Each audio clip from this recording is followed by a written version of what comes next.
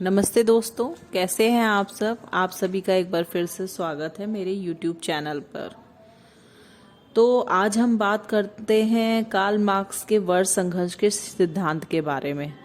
तो Karl Marx जी का जो हमारा टॉपिक चल रहा था उसमें मैंने आप लोगों को अभी तक कार्ल मार्क्स के जितने भी सिद्धांत हैं उसमें पहले सामाजिक परिवर्तन का सिद्धांत, अलगाव का सिद्धांत, अतिरिक्त मूल्य का सिद्धांत, ये तीनों सिद्धांत मैं आप लोगों को डिटेल में डीपली स्टडी इनकी मैं आप लोगों को करा चुकी हूँ। तो आज हम बात करेंगे वर्ग संघर्ष के सिद्धांत की कि आखिर कार्ल मार्क्स के अनुसार वर्ग संघर्ष का सिद्धांत क्या है।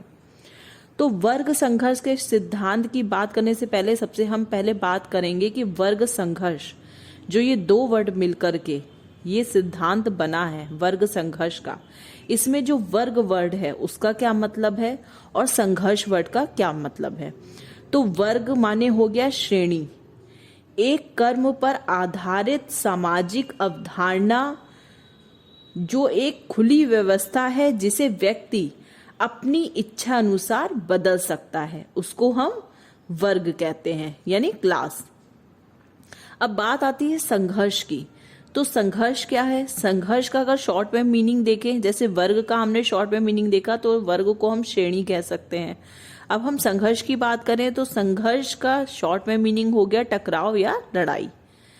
अगर संघर्ष को हम डेफिनेशन के रूप में लेते हैं तो उसमें संघर्ष एक सामाजिक प्रक्रिया है जो सभी समाजों में पाई जाती है।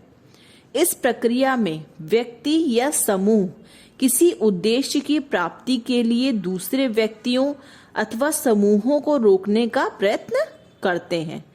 यानी संघर्ष के समय जो हमारा समाज है उसमें कोई भी व्यक्ति या कोई भी समूह यानी कोई एक इंसान या कोई भी ग्रुप हो, वो अपनी उद्देश्य की प्राप्ति के लिए दूसरे व्यक्तियों से जो संघर्ष कर रहा है, जो टकराव उनका आपस में चल रहा है, उनको रोकने का प्रयत्न करता है, उसी को हम संघर्ष कहते हैं।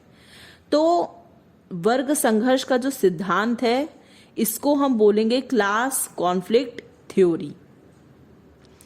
तो अब वर्ग संघर्ष के सिद्धांत में हम बात करते हैं कि आखिर कार्ल मार्क्स जी ने किस तरीके से वर्ग संघर्ष के सिद्धांत में बताया है कि प्रतिपादित वर्ग संघर्ष का सिद्धांत ऐतिहासिक भौतिकवाद ही नहीं उपसिद्धि है और साथ ही यह अतिरिक्त मूल्य के सिद्धांत के अनुकूल है।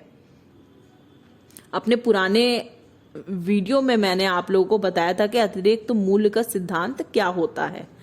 अब अतिरिक्त मूल्य के सिद्धांत की अगर हम बात करें तो मैंने आप लोगों को बताया था कि अतिरिक्त मूल्य का जो सिद्धांत होता है उसमें मार्क्स ने कहा था कि अतिरिक्त मूल्य के आधार पर यह सिद्ध करने का प्रयास किया गया है कि मजदूर वर्ग का शोषण करने तथा पूंजी में वृद्धि के लिए अति मूल्य की महत्वपूर्ण भूमिका होती है।